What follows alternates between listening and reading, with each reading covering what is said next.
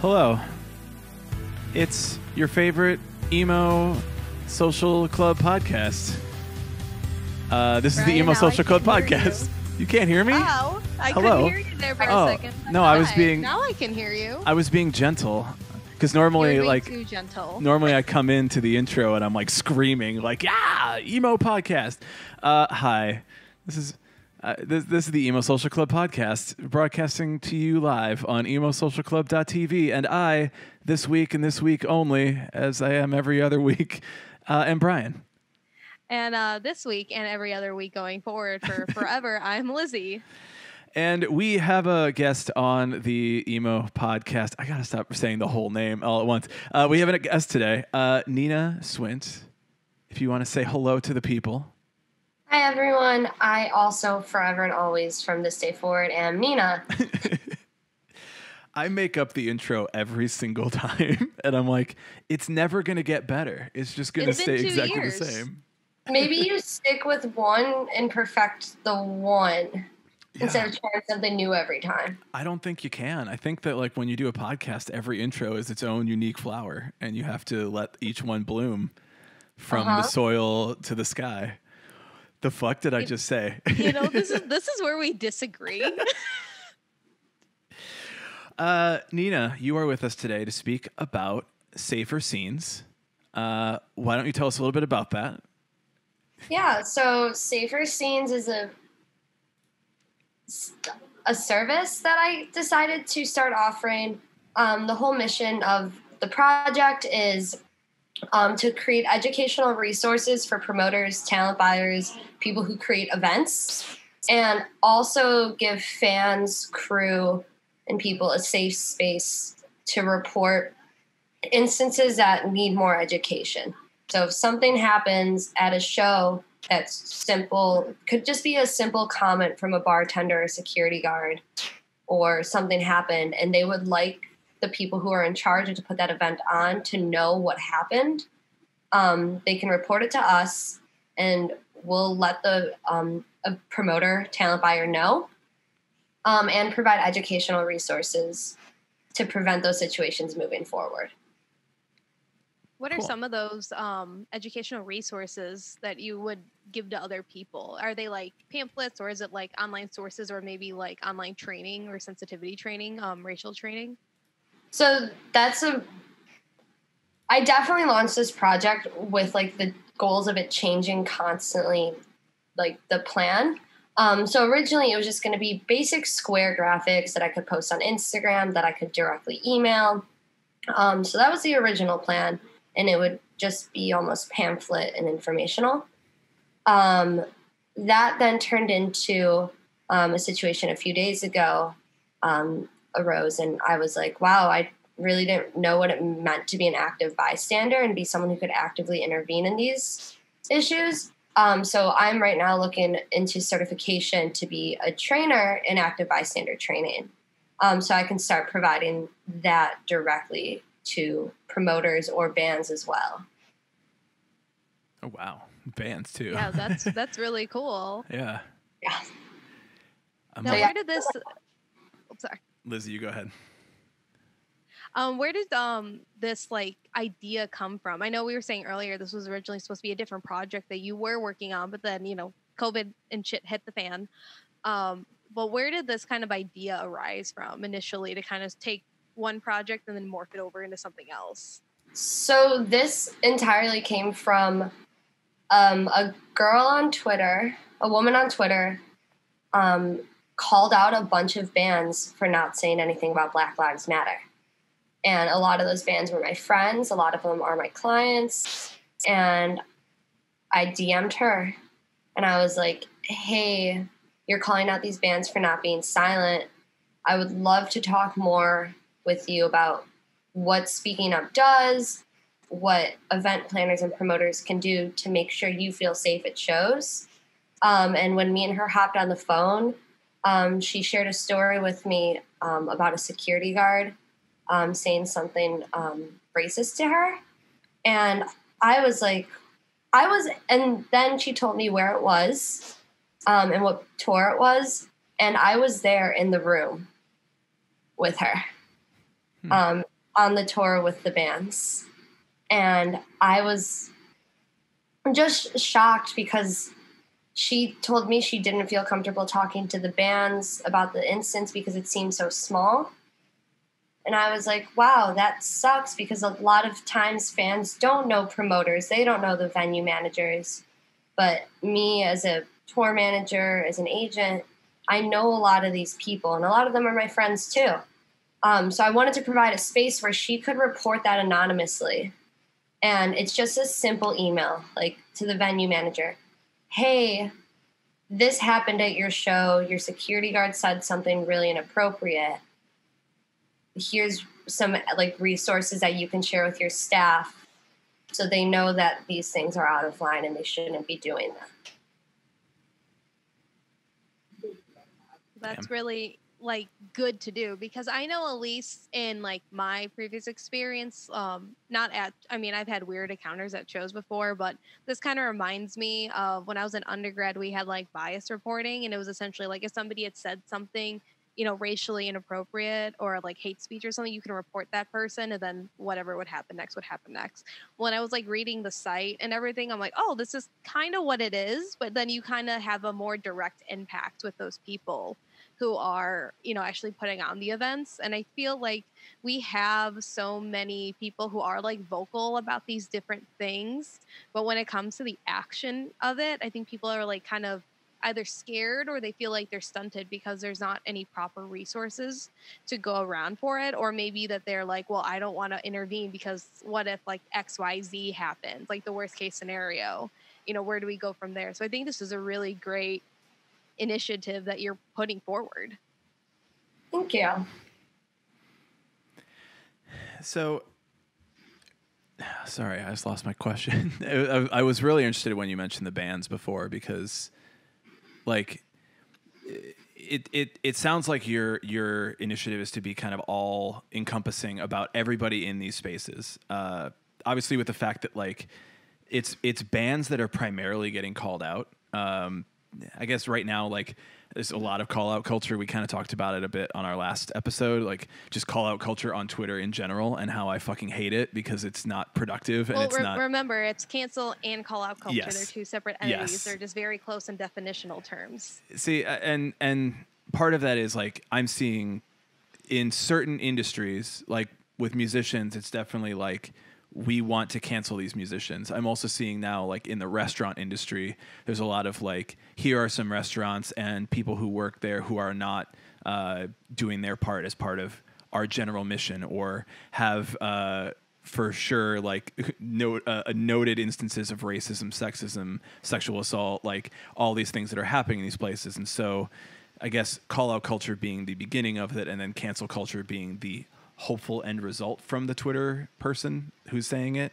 But a lot of it just to me feels very like that's it. Like we said our piece on Twitter and this is the end of that conversation. They are either canceled or they are not. Everybody either agrees or they disagree. And there is no learning process. There's just, okay, cool. We did it. We're done. And they either are shut down or not. But it sounds like what your initiative would be then is like all encompassing of venues, bands, everybody who works at these places is working more towards a prevention of these issues, but also be like giving a resource for everybody to say, hey, I am hearing what you're saying, and now I'm going to look into this resource in order to change and have active participation in my own recovery, my own changing of these patterns. Exactly. And I think that's important, where if I say, hey, your security guard did this, your sound engineer did this, just so you know, if your bartender notices it, that could help prevent the harm. And that's where I decided active bystander training would be a really good solution for the venues to handle it as a whole. And be able to tackle being like, hey, I may fire this one security guard, but let me make sure all my staff is trained so in the future this doesn't happen. And that's where I decided to add that piece of what this project is. That's where this project evolves with whatever is needed to be fit. We've been doing a lot in support of the National Independent Venue Alliance because realistically, if our venues don't stay open, we have nowhere to make safer. We have no more shows to go back to. And that's kind of my focus right now, is making sure that these venues have or that the fans understand these venues really need our support.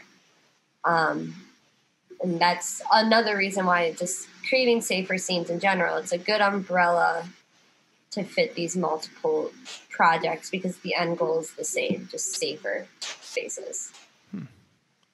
And then I saw that you did do a live stream with Rare Candy for Neva. I think it was a couple nights ago, I believe, or yesterday night. Last Friday, yeah, just last Friday. Yeah, how was that? Because I saw it and I was like, oh, that's interesting. So was it to like a fundraiser, I assume, or was it just for awareness? So we had 3 musicians. We had Home Safe, Rare Candy, and Better Love. And all 3 bands did 20-minute sets. And during that stream, they shared stories about these venues, different memories from shows.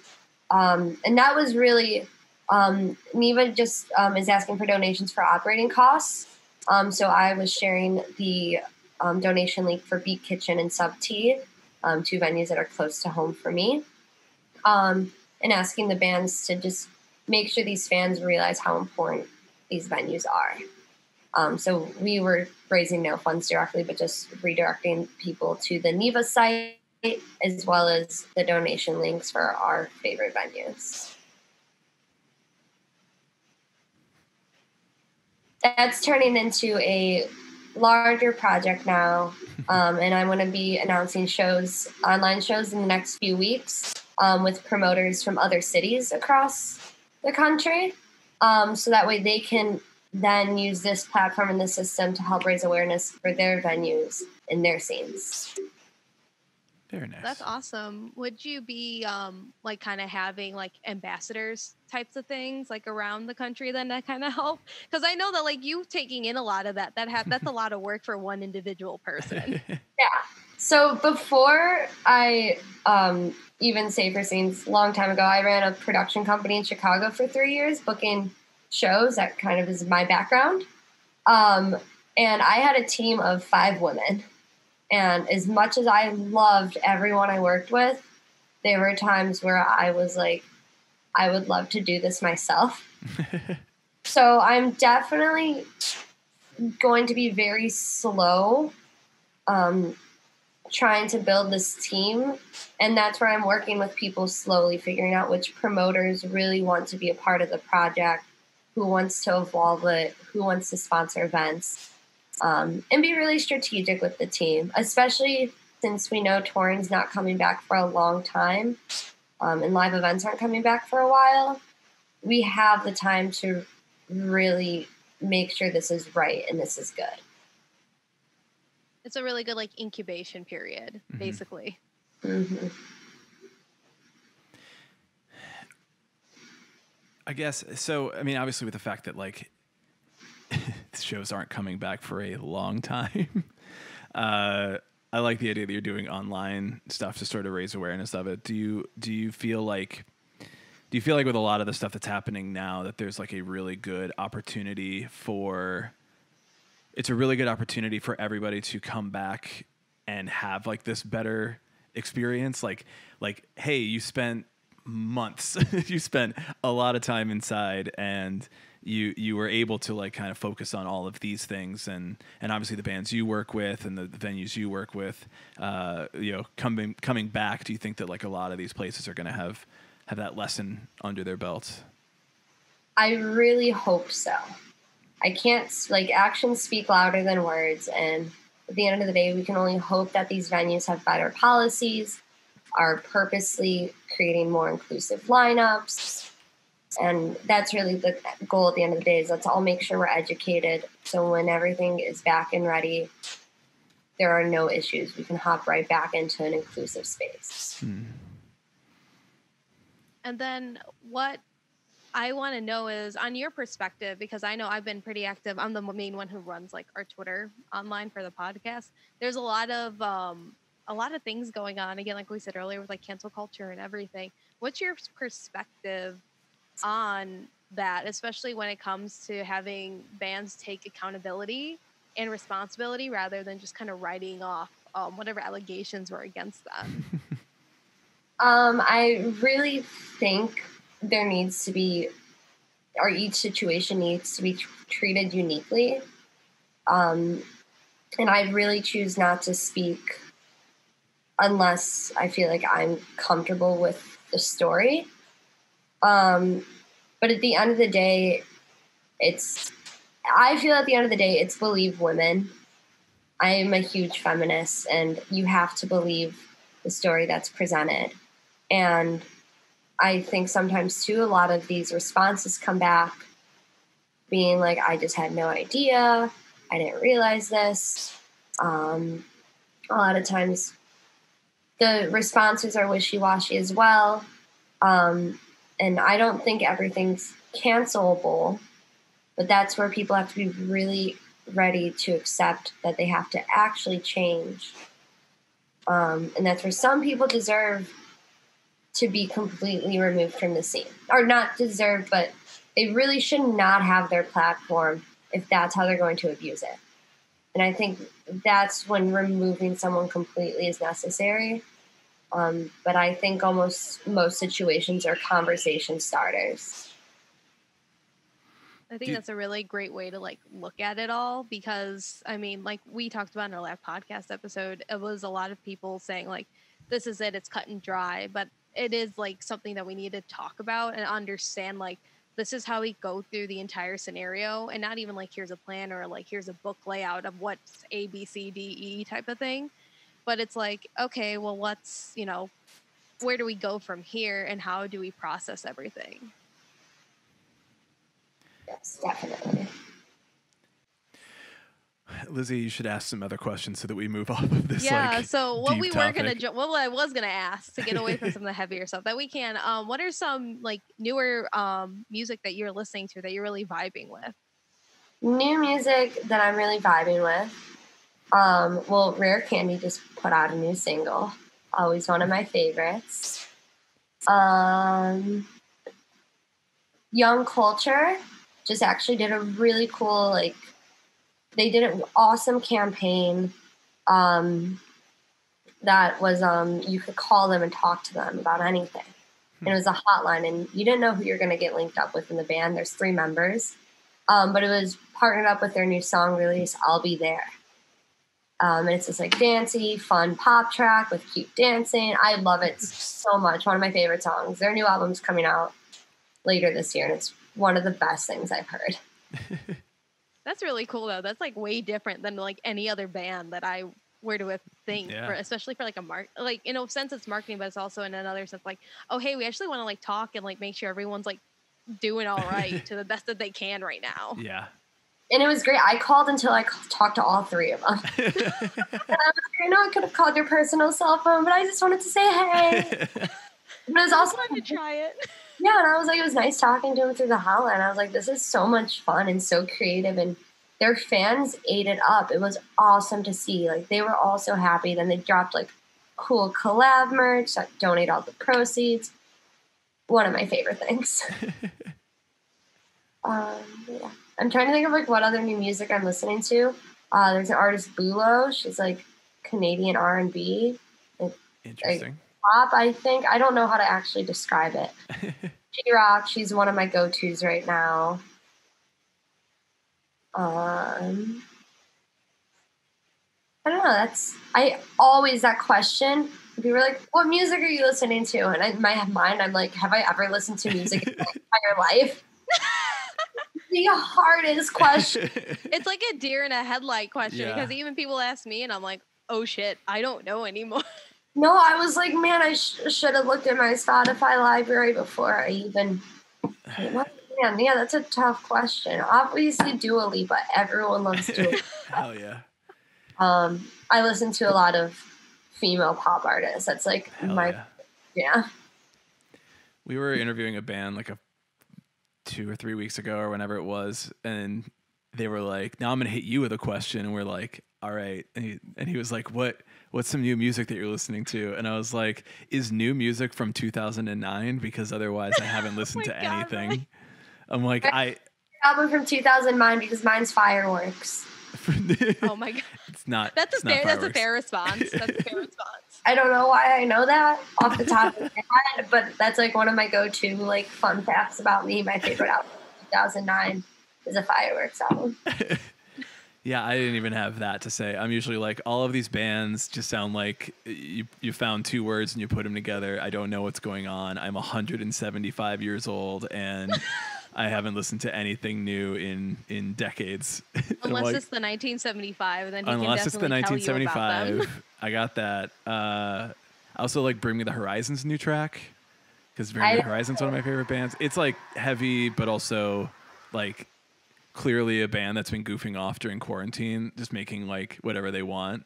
I also found this band, and it turns out I knew this band from before, but I've been like waiting for the podcast to talk to Lizzie about it.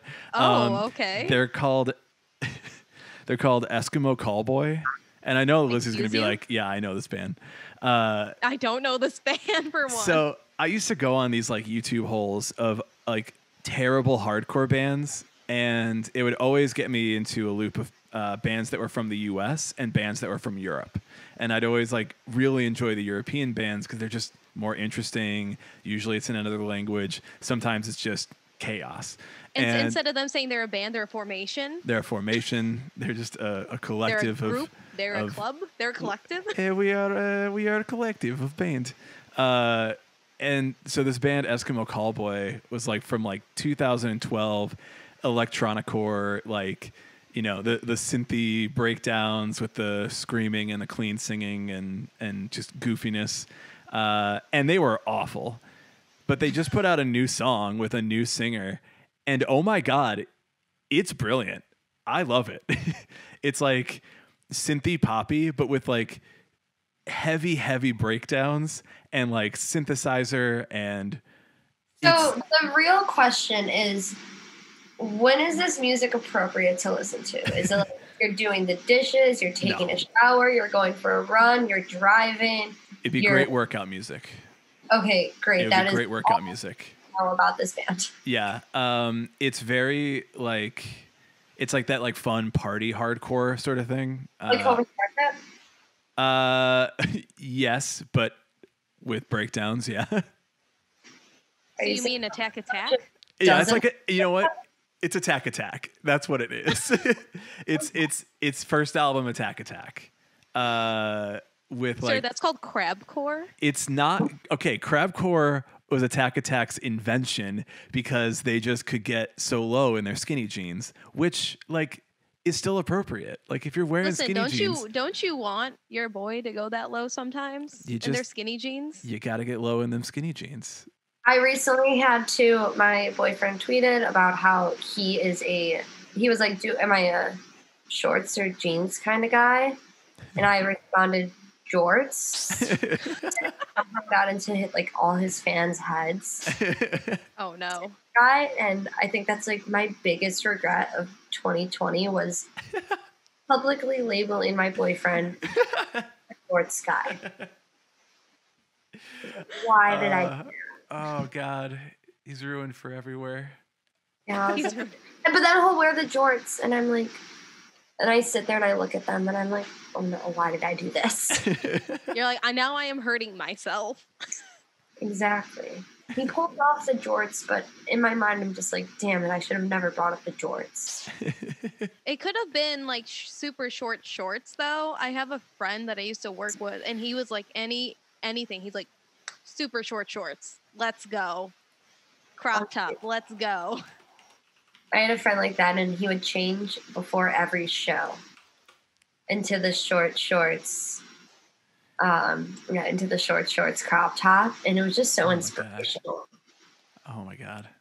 I do It's a love big that. confidence booster. You're just always like, I wish I could be as confident as that person over there doing that entire outfit.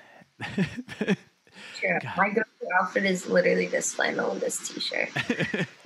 I wore it at a popular festival called Snowed in Ohio. Oh, I wanted to go to that one too. I think I had something that weekend. I couldn't like drive out there. It's an awesome festival. No, wait. I was at the NCR show in LA. That's why. Okay, humble brag.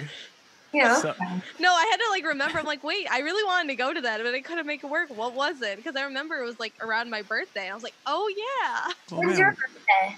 December 15th. Mine's the 19th. Oh my God, there's I- other people. I've been going to Snowden since I was 18 because the first year it landed on my birthday. Oh, Like I took a road trip out to Cleveland. And I've been going as often as possible because obviously around the holidays definitely gets a little tricky. But it's always been one of my favorites. That venue is fantastic.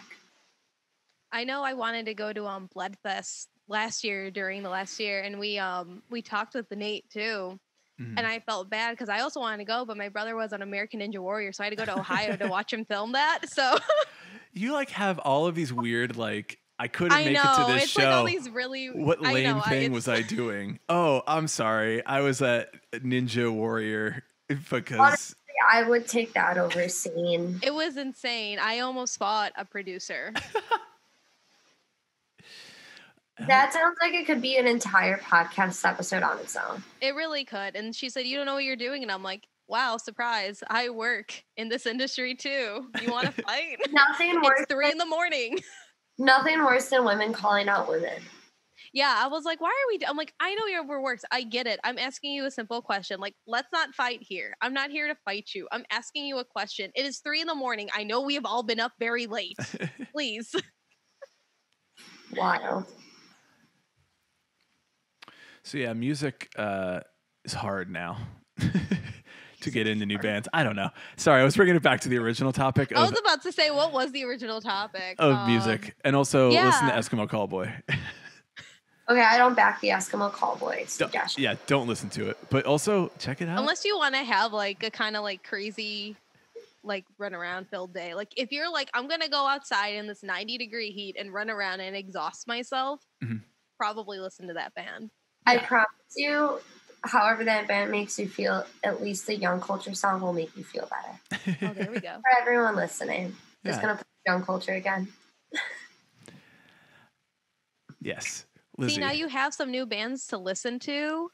That All- because you won't listen to me when I tell you a new band, you'll be like, "What is this?" I mean, You can also check out Safer Scenes Radio. The first playlist will be going live on Monday. nice. So hopefully just trying to get some new diverse music in people's ears. Absolutely. Love I- that. Is that going to be on Spotify or is it going to be a different streaming platform? Yes, it'll be on Spotify. The link on the website currently goes to an empty playlist. Excellent. I just wanted to put it on there. But on Monday, the first playlist will go live. Can and you I'm give going us some hints of who may be on there? Because this will go off. This will be posted on Monday, so Yeah. when people listen, they can go straight there. Cool. Yeah, you'll definitely hear one of my favorite Chicago bands, Action Adventure. They'll Mhm. probably be the opening track. Better Love, some of my favorite queer artists. They just recently put out a new single as well. So they'll probably be on the top of the list there. There's a great band, Meet Me at the Altar. They've been getting a lot of traction recently. Mhm. They have put out a song recently called Garden. Yeah, So that'll- I found out about them like 3 or so years ago, and they've been so good. I'm really glad they're finally getting like the recognition they should have. Mhm. They just recently played Chicago with Out of Context back in March, and I think that was their first Chicago play. That was their second. They had another one because I wasn't able to go to the first one, and it was at another DIY venue. What cool shit were you doing for that one, Lizzie? I think I had class, Oh, so sure. it wasn't cool. Sure. But no, that Inside Town show was my last show before quarantine. Oh, really? Yeah, I went down there and I stood there. I'm like, I'm 25, and I was like, I think I'm the oldest person here. And then I saw someone I went to high school with. I'm like, never mind, he's the oldest person here. we did the Inside Town was one of my last crazy events. With Out of Context, we had some final shows sprinkled here and there, but I interviewed for my current job back in August, and I didn't I didn't start until November. So I had a very long time to plan my farewell. And I threw a massive 3-year anniversary show for Out of Context. We would always do like a carnival around a festival that I cannot associate with my carnival. They have politely asked me not to. But it happens the Thursday before the festival. And I just started throwing these crazy fun events because I was like, fuck it, we ball. That's one of them was I was sitting at Chicago Diner with a couple of friends of mine, and they were about to leave for a Europe tour in 5 days. They just got back from a different tour that morning, maybe. And we all went to Chicago Diner, and they all decided they wanted some extra money to take with them to Europe. So, of course, one of them looks up from looking down at their phones, looks at me and goes, "How fast could you book a show?" And I am like, this is so funny. Like, how fast do you need a show booked is the better question. You're like, is this really a challenge right now? Because I have to decide how we're going to play this out. But anyways, my dad told me I couldn't do it in his backyard. The normal DIY venue that I use had just closed. So I was put on a challenge to find a DIY spot to host shows. Luckily, Michelle and Caitlin, the two lovely ladies who took over Out of Context, were already in talks with this venue. And instead of a normal show, their first show with Out of Context was this crazy secret show that we announced the lineup day of. Over 150 people came. One of my most chaotic 5-day periods. The venue had no PA. I had just sold my PA in preparation to move to New York. And that is how that show came together. And we normally go to a bar on Monday nights, and it's $1 beer night. And that's what we all text our friends asking if they're going to go to the bar. We go $1 beer night. So we all were selling $1 beers at the show. It was just one of the most fun events I had, but that was Inside Town. That was my first experience with Inside Town, was throwing that crazy event at that spot. Well, hey, it's a really cool spot. I walked in, I'm like, okay, it's this is different. We went, when I was there, I did not realize they had done any of those renovations until I saw some pictures a few weeks ago. And I was like, damn, no one told me Inside Town looks that nice now. But yeah, it looks great now. I can't wait to go see it in person. God, I can't wait to go see it in person again either at this point. Yeah. For real, I will probably fly home the first time they have a show. That's big dedication to, coming back and seeing everything. Yeah, it's definitely been a very hard thing for me to move to New York and feel so separated from Chicago. Because that really was my home and my start to everything music related. The Chicago scene is my scene. So it's definitely weird being in New York, but still my entire life being back in Chicago. I'm here for a job, and I love my job. I'm not mad that I'm here. Mm-hmm. But there are definite times where I feel like I've missed out on some of the bigger events that were happening and some of those big moments that were monumental for the bands that I grew up with. So I did, before quarantine happened, I first moved in November. I was visiting Chicago once to twice a month to just be home and be with my bands. So did you kind of develop FOMO in a sense after you left? Yes. There was definitely a lot of, man, I can't believe I'm not going to these gigs. And there was a lot of, when Out of Context changed hands, I was still teaching them a lot of what to do and how to do it. And there were a lot of times where I was like, I just wish I could write this email. I wish I could call the person, have it done. But I had to really let go on everything I was doing and really let someone else take charge. And stepping back from booking almost 100 shows a year to all of a sudden booking none was extremely difficult on my mental health. Mm-hmm. I felt so out of touch with everything that was going on. And it just took adjusting to the fact that I had new things to focus on. How was that for you? Like, what were some things that you were trying to do to, like, kind of balance yourself out? Be like, hey, I need to, like, it sucks, but I have to move on with my own personal, like, career and life. Yeah. I mean, I still, like, I feel like I was still helping, like, they're two of my best friends. So if they have any questions, they feel like they've always felt like they could ask me. And I definitely know when I was booking shows, I had mentors and people who had been booking for years helping me out constantly. But yeah, it was really hard, and I wanted to be the one booking this band's EP release show. I wanted to be, this band's going to be in Chicago. Like, let's book a rager. Let's book a good one. Like, I missed that. And even, like, I did out of context did Christmas shows every year. This is my first time not doing a Christmas event. And just, like, even, like, I remember my very last night in Chicago was a show that I had booked at Cobra Lounge. And I sent out a discounted ticket link to all my close friends because I was like, I can't just guest list everyone.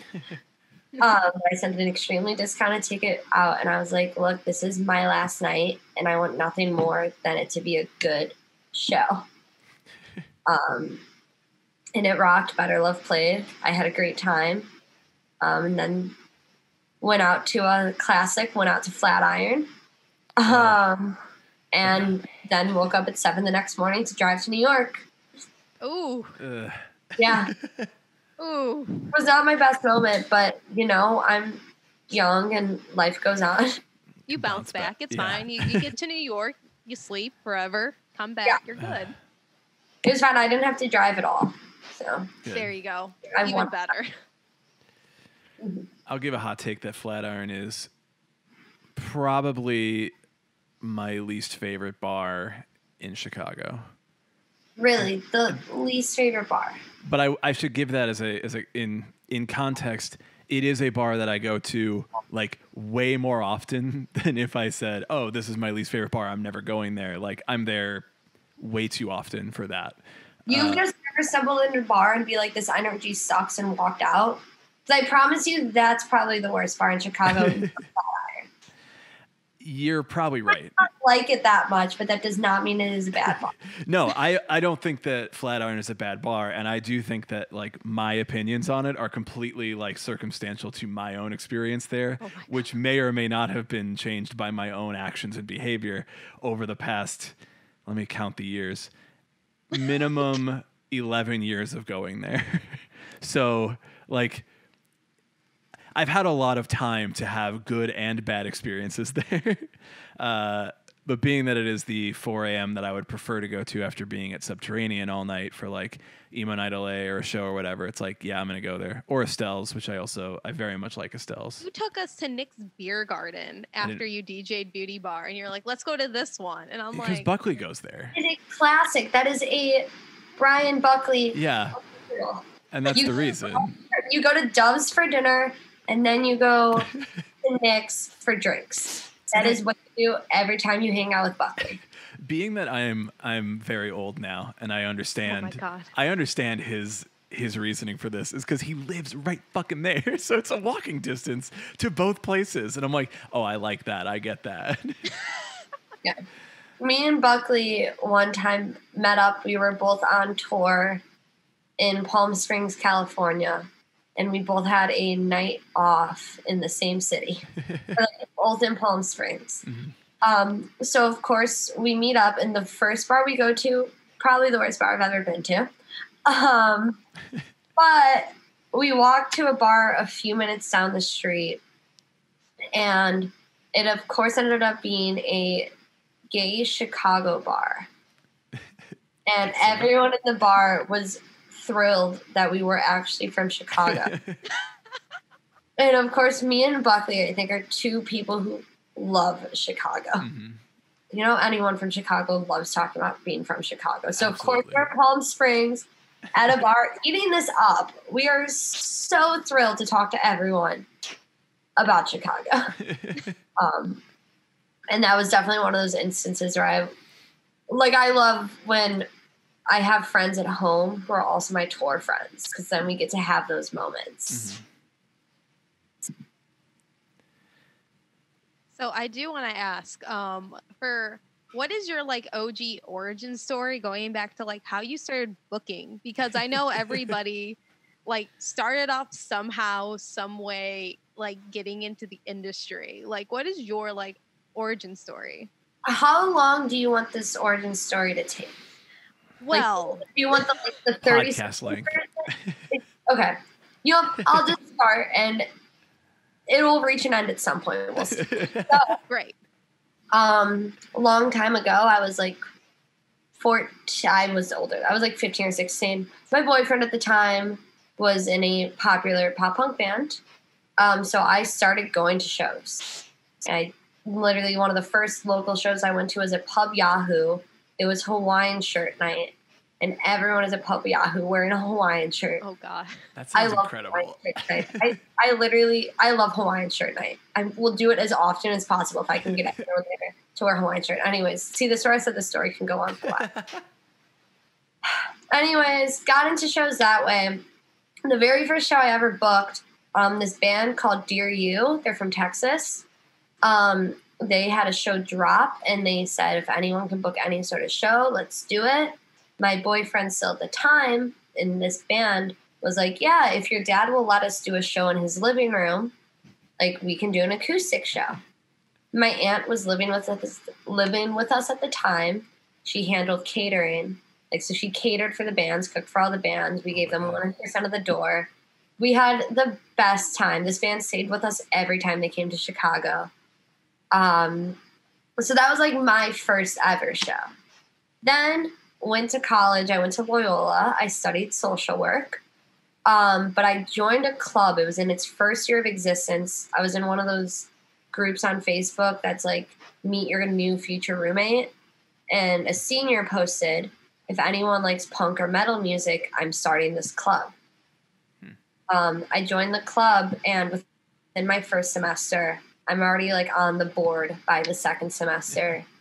They bring me onto the board for my sophomore year. Halfway through my sophomore year, I become president. At that time, I also was working on a collab show that was going to be hosted at the school with a band called Beartooth. I had a good friend from a Chicago nonprofit try and set that up. We were benefiting the nonprofit. 5 days before the show happened, the school decided it was an unsafe event to have. Oh. We had sold 700 tickets. Oh, my God. Conveniently, one of the opening bands on the show I had booked is the talent buyer for one of the only 700 cap venues in Chicago. So he kept the entire calendar free at the venue that night because he wanted to focus on this show. So school cancels. Then we decide, because we conveniently sold out at 700 tickets, that we could move this show to the 700 cap venue. And mind you, this is all the entire day I'm figuring this out. I'm supposed to be getting on a flight to Texas that night. So figured that out, moved the show to that nice 700 cap room in Chicago. At the same time, I am interviewing for a lovely company from Chicago to intern at Kickstand Productions. Mm-hmm. And so, of course, I go into my interview with this crazy, chaotic story. Very chaotic about the whole situation with this band.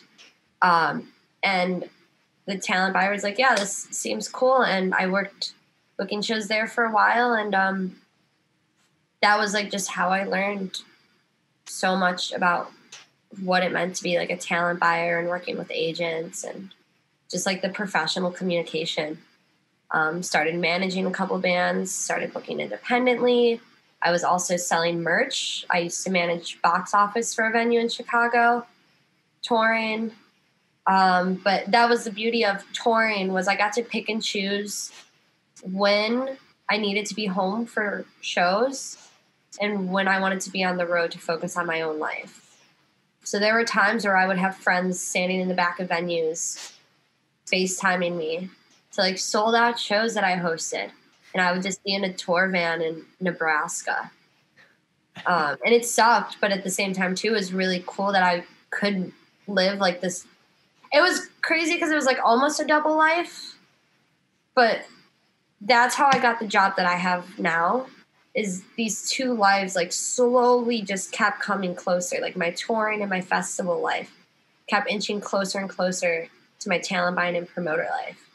And that's how I ended up getting in touch with my current boss, was because he's like, you really do all these things and like, this is how you live your life. And I was like, yeah. And like, I want to grow and do more.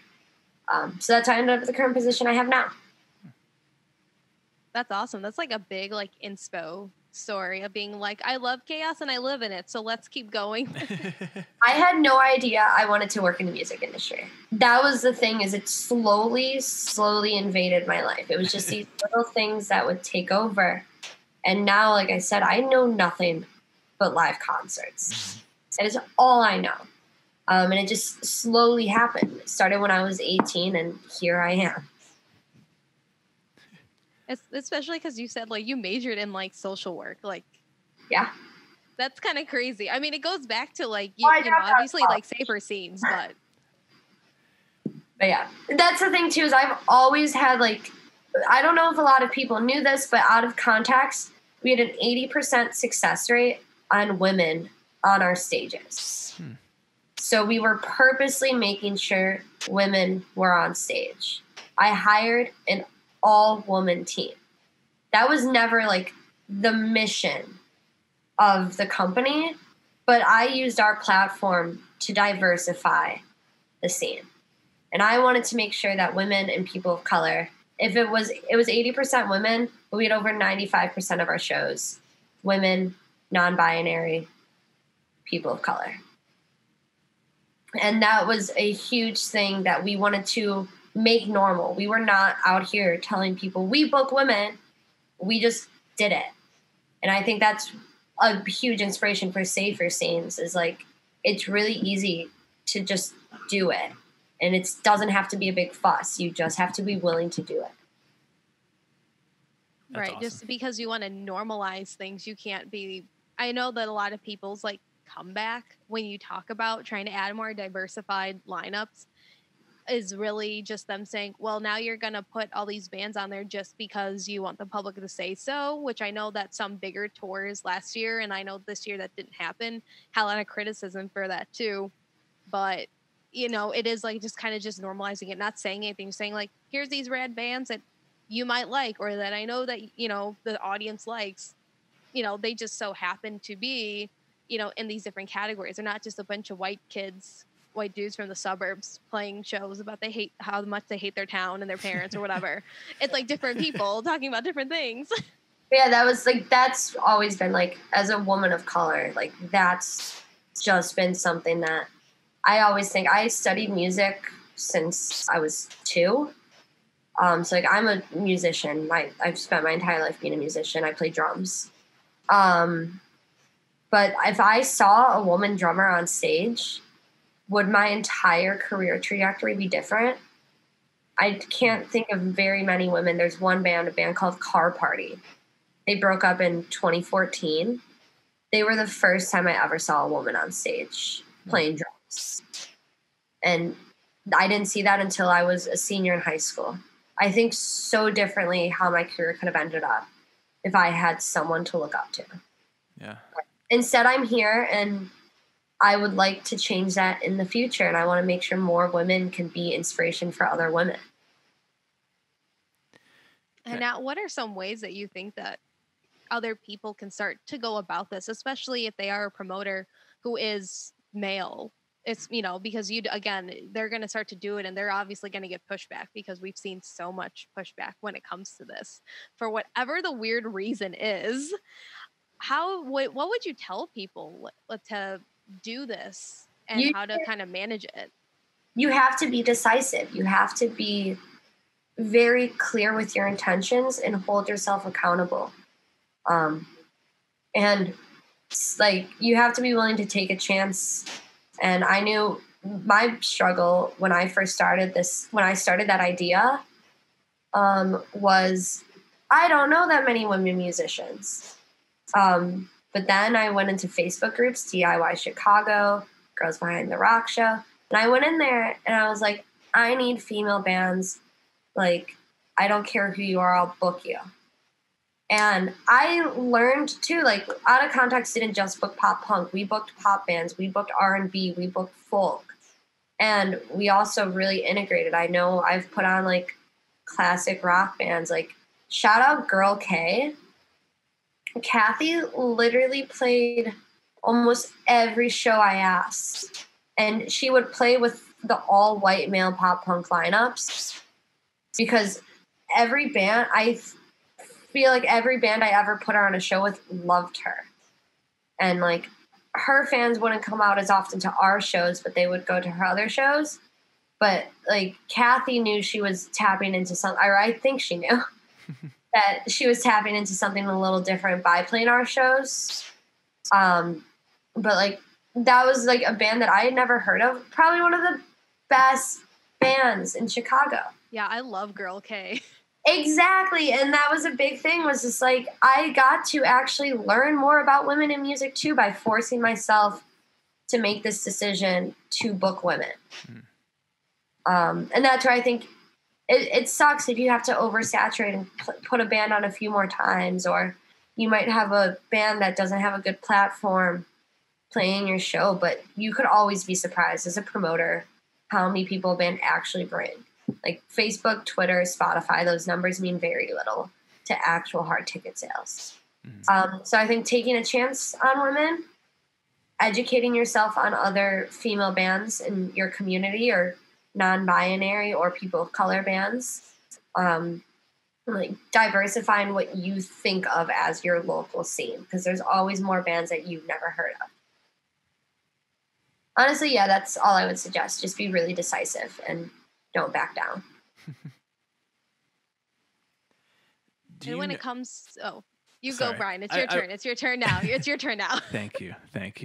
I promise I have an okay question. Okay. I used to be in bands and have only, as far as I know, I might have to, go back and like check this answer later. I hope somebody doesn't come for me on Twitter like, hey, you worked.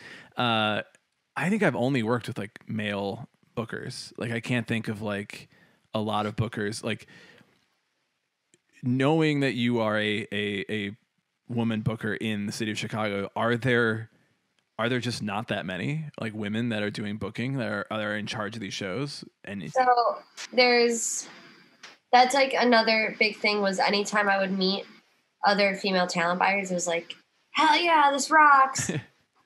Rachel of Anchor Magazine puts on amazing showcases. Also one of the best writers. Anytime a band needs a bio, I always send them to Rachel. But Rachel rocks. There's also Alicia she works at Sleeping Village. She's with Sleeping Village, yeah. I used to intern with her on some stuff, so she's super awesome. She also rocks. Anya runs Bottlenose in Chicago. They only had a couple shows before Roni season. But Anya is also fantastic. She actually collabed the first Safer Scenes live stream with me. And I know I'm going to be forgetting people. Of course. But like, those are definitely like 3 women that have only inspired me. And I don't work with them very often because I know I often get put into like a pop punk bubble, and it's like hard for me to leave. So I understand it might always be hard for them to work with me, but whatever. Regardless, I know our scene is very so. Regardless, but I've always been so inspired, and like I wish I knew more female talent buyers. Like Philadelphia has 2 really awesome buyers that I'm good friends with. But yeah, I mean, I don't know many, and that's where like that was a big inspiration too. When I decided to grow a team with Out of Context, I made it decisive. I want an all-female team. And best team I ever could have had. They were all my best friends. Yeah, I consider kind of like with the original thing of safer scenes is like, well, one way that we have less having women in power tends to benefit women not suffering these injustices as much, because you have different types of people than white men just setting things up and then covering up all of their problems created from that. And having women in positions of power tends to stop a lot of the stuff from happening. So it's interesting that like you maybe people aren't thinking like, well, the people putting these shows together are straight white men. The people who are booking, who are being booked on the stage are all straight white men. The people who are defending them are all straight white men. And it's like, okay, well, I love to even like take the list of people that you listed off and put them in the link of this episode, just to make sure that people like who are in bands know who to reach out to if they're like, hey, I don't want to work with these same shitty white dudes who are booking all the same fucking shows.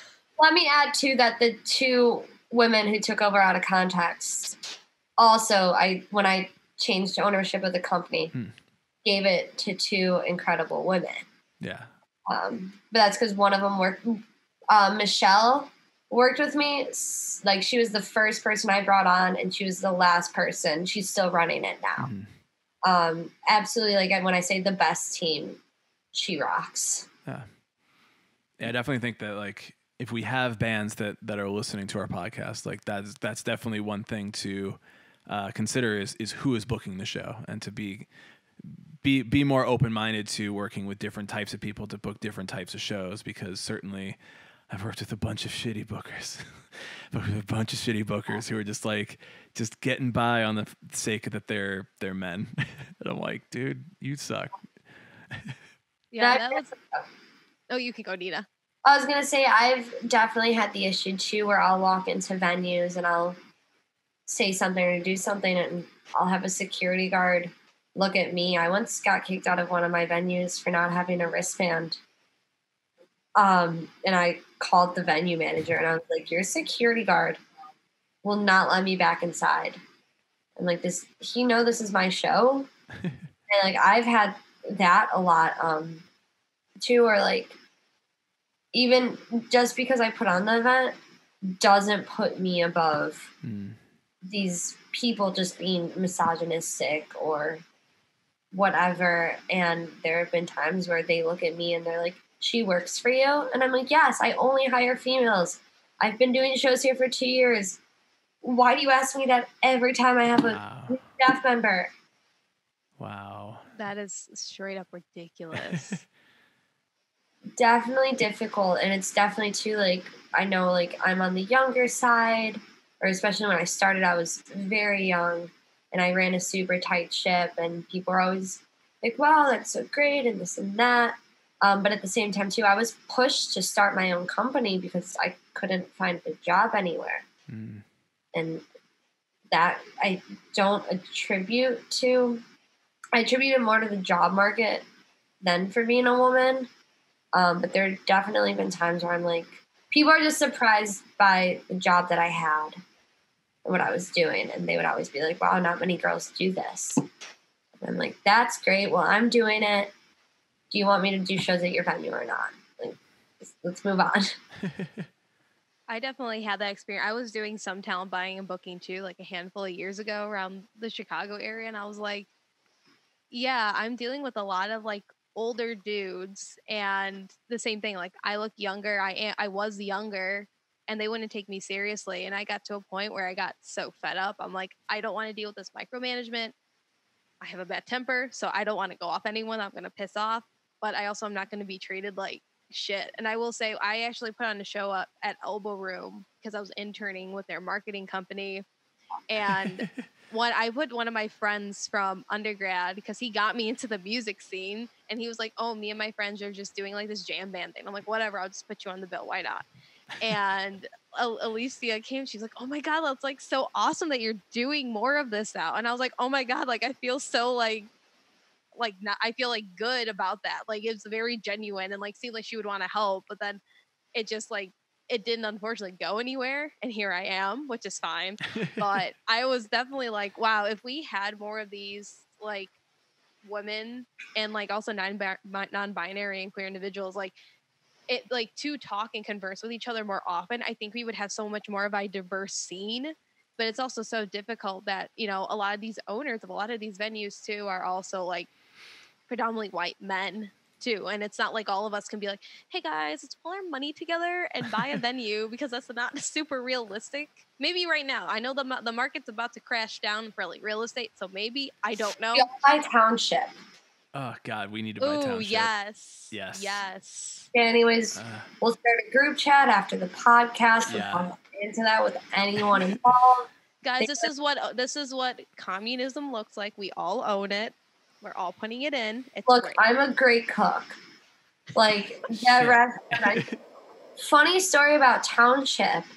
One time, my parents, by the way, crazy supportive. They would come to my shows. Like, my dad would surprise me all the time at my gigs. And I'd be like, oh no, please don't embarrass me. But my dad would show up all the time. I'm Puerto Rican. We threw a large Puerto Rico benefit at Township a few years back, right when the hurricanes hit. My mother came to the show and she goes, do you not remember this place? And I look at her, and I'm 21 at this point, and I'm like, what do you mean? Well, I don't remember this place. I'm here every day. I was also like a bartender at Township. And I would do doors outside of my concerts, so I was always there. I'm like, yes, Mom, of course I recognize this place. Like, this is Township. And my mom goes, no, this is Ponchos. Before Township, Ponchos was my mother's favorite Puerto Rican restaurant in all of Chicago. Oh my God. And as soon as she said, this is Ponchos, I looked around the room. And I was like, there is no way. And like, she pulled up pictures of me and my brother sitting there eating food. And that's why my mom then, of course, gets teary-eyed. Like, it's so awesome that you and your friends care this much to raise money for Puerto Rico and the communities down there. And my mom was always like, it sucks that this area became gentrified. And that happened. And my mom's like, but it's definitely great seeing young kids come in and use this space to still be doing something better for the community.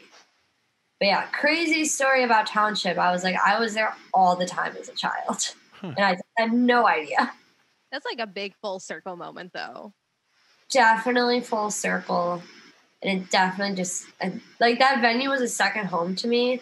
And it just really felt right when my mom told me that was where I ended up. All right, well, we have to buy it now. Oh, yeah. That was also my first ever, yeah. That was my first ever main market Chicago show. That was what, like, turned out of context from booking the suburbs to booking the city. It was Township gave me the room. Nice. And I was able to do really good shows at Township, which then turned into really good shows at Cobra Lounge. And like, that's how we were able to grow from the 150 to 300 cap. That's awesome. Yeah, it was fun. It's also a much better story than my funny Township story. Oh no. I played a show there. I think we played 2 shows in my old band, and this is, you know, at peak like scene years where, like, you know, hair and outfits and all that. Oh, that was 2011. Okay, that was gonna be my next guess. I'm 70,000 years Stop. old. My age keeps going up by just a huge number every time. So I got food and I went to the bartender to pay, and I got my receipt, my bill, and apparently he had forgotten my name, and he wrote on the tab like Brian ? And then in all caps hair, and I was like, that's fair. That's how I would remember me, because I just had like this huge like up, like my hair now, but just like even more tall and up, and I was very Skrillexy for a number of years. So I would really like to see baby Brian's photos. Baby, I was like 24. Oh God. How old was I? Oh, Yeah, I was 23 at the time. I'm like, how old was I? I thought you were talking. I keep forgetting that we're in different like universes when it comes to our ages. Yes, exactly. I had a conversation today about like why there are no videos of me when I was a baby, and I was like, because there weren't video cameras readily available when I was a baby. Like no one in my family owned a video camera until I was like almost 10 years old. Like they just did. Like what? How old am I?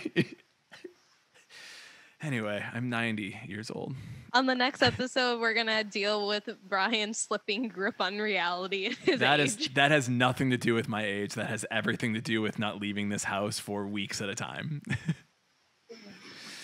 that's it. And if I do, I wear a fucking mask. Oh, that's another service you can find via Safer Scenes. I'm going to be adding a link to the site soon, but anyone can reach out to me directly. Since the start of quarantine, I've been making masks for essential workers for free. Fuck yeah. If anyone would like to donate to help cover shipping costs, any extra money I get gets put into a pot to help continue sending out masks for free to essential workers. That's awesome. But yeah, we make masks with adjustable straps and pockets for filters, completely free. I think at this point, most people have masks. But if you need additional masks, mine are also machine washable. So I know people will get a couple of them so they can wear them to work, throw them all in the wash. But that will be another thing to make sure our scenes are safe. I'm going to be adding that to the Safer Scenes website, the mask sign up. That's awesome. That's really good. That's a lot of like sewing and like just time and diligence. I make my boyfriend sit here and cut all the fabric. Okay, there's that. Perfect. He's like, it's so nice getting to do things with you. And I'm like, I am so glad that you enjoy doing this with me. You're not like one of those like meme Twitter boyfriends where you're like looking and you're like, oh God, like leave him, sis. No, he's the best. He's like super supportive of all these like crazy ideas I have, and he just lets me roll with it. Well, we've been recording for a little over an hour. So I want to make sure that we just have like some time to like get some final words in about like support. Like obviously like, yes, please donate to get masks to essential workers. Even just, donate to get masks sent to people who are fucking morons who won't wear them. Everybody should have a mask at this point. And, donate them to the dumbasses in Wrigleyville not wearing masks. Yeah. If I wasn't so scared to be outside, I would go personally hand them a mask, but I don't want to be around these people. So I just want to make sure that you have the opportunity to get everybody to come to where they can find out more information about Safer Scenes, about anything that you want to promote. So I'll give you the floor now to do that. Yeah, thank you guys also for hosting me. This has been a wonderful hour and a half. Yeah, but you can find Safer Scenes. It's safer_scenes on both Twitter and Instagram, and saferscenes.com for the internet. No Facebook page. I think we're all a little past Facebook pages. I would agree. But you can also reach out to me directly, ninaswint@gmail.com. Any and all inquiries about the project, about anything can go there. And if I can just like promote anything, I am going to just drop a line. My friends in Action Adventure are entirely a band of people of color. They've been my day ones. They've played every show. with every organization that I've ever worked with. They have a new EP coming out later this year. They mean the world to me, and I just, especially during this time when we want to diversify the music coming into our headphones, they're the most important band, and I think they deserve everyone's attention, and I would love for people to check them out. Fantastic. Well, yeah, everybody who's listening, go do that. And everybody who's on Twitch right now, go do that. Usually what we do is we wrap up the episode and then we keep talking a little bit on Twitch if anybody wants to. I don't know if anybody wants to, but we'll do that. And yeah, thank you, Nina, for joining us on this podcast episode. I'm going to play the outro, what's the intro theme? But it's also the outro theme. You know, everything has two uses. That doesn't make sense to say at all. So I'm going to play the outro theme and say goodbye, and we'll just keep talking on Twitch. Yeah, thank you, Nina, for joining us tonight on the Emo Social Club podcast. And from all of us here at the Emo Social Club podcast, Really I am Brian. I'm Lizzie. And good